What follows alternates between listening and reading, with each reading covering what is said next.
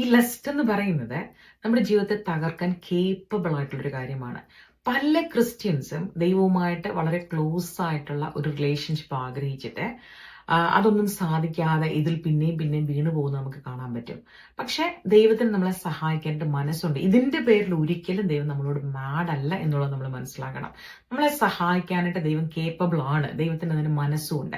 ഞാൻ എന്തുകൊണ്ട് ഇത് പറയുന്നതെന്ന് ചോദിച്ചു കഴിഞ്ഞാൽ, നമ്മൾ ബൈബിൾ നോക്കിക്കഴിഞ്ഞാൽ ബൈബിളിൽ വളരെ ഫേമസ് ആയിട്ടുള്ള ആൾക്കാരൊക്കെ ഈ ഒരു പ്രശ്നത്തിൽ സഫർ ചെയ്തായിട്ട് നമുക്ക് മനസ്സിലാക്കാനായിട്ട് സാധിക്കും. ഒരു എക്സാമ്പിൾ ആണ് ദാവീദ് എന്ന് പറയുന്നത്. ദൈവത്തിന്റെ ഹൃദയത്തിന് അനുരൂപനായ മനുഷ്യനെന്നാണ് ദാവീദിനെ കുറിച്ച് എഴുതിയിരിക്കുന്നത്. പക്ഷെ ദാവീദ് ഈ പ്രശ്നത്തിൽ പെട്ടുപോയ ഒരാളാണ്. പക്ഷെ ദൈവം തള്ളിക്കളഞ്ഞില്ല.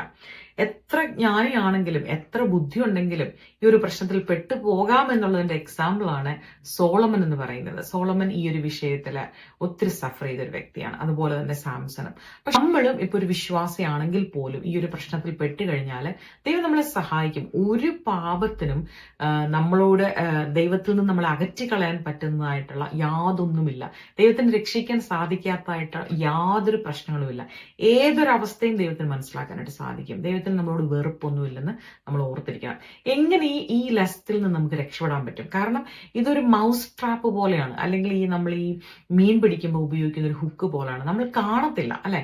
നമ്മളവിടെ പെട്ട് കഴിയുമ്പോഴാണ് നമുക്ക് ഹൃദയത്തിൽ എംപ്റ്റിനെസ്സും ദൈവവുമായിട്ടുള്ള അകൽച്ചയും നമ്മളുടെ സെൽഫ് വെർത്തൊക്കെ നഷ്ടപ്പെട്ടു പോയൊരവസ്ഥയിലേക്ക് നമ്മൾ വന്നിട്ട് നമ്മൾ എന്നേക്കുമായിട്ട് ദൈവത്തിൽ നിന്ന് ഓടി ഒളിക്കാനായിട്ട് നോക്കും. പക്ഷെ ദൈവം അതല്ല ആഗ്രഹിക്കുന്നത്. ദൈവം ആഗ്രഹിക്കുന്നത് നമ്മൾ ദൈവത്തിന്റെ അടുത്തേക്ക് ചെല്ലുവാനായിട്ടാണ് ദൈവം ആഗ്രഹിക്കുന്നത്.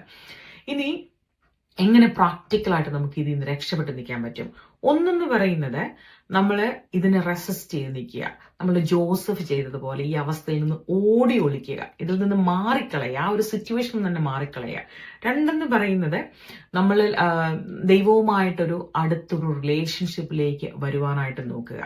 അതായത് ഡെയിലി നമ്മൾ ബൈബിൾ വായിക്കുക, പ്രാർത്ഥിക്കുക, അങ്ങനെ ദൈവവുമായിട്ടുള്ള ഒരു കണക്ഷൻ ഉണ്ടാക്കുക. മൂന്നെന്ന് പറയുന്നത്, നമ്മൾ എപ്പോഴും ഓർത്തിരിക്കുക, നമ്മൾ കാണുന്ന കാര്യങ്ങൾ, കേൾക്കുന്ന കാര്യങ്ങൾ, ഇതൊക്കെ വളരെ കെയർഫുൾ ആയിരിക്കണം. നമ്മൾ അതിലൊന്നും വീണ് കൊടുക്കരുത്. കാരണം ഇതൊക്കെ നമ്മുടെ മനസ്സിനെ ഇൻഫ്ലുവൻസ് ചെയ്യുന്ന കാര്യങ്ങളാണ്.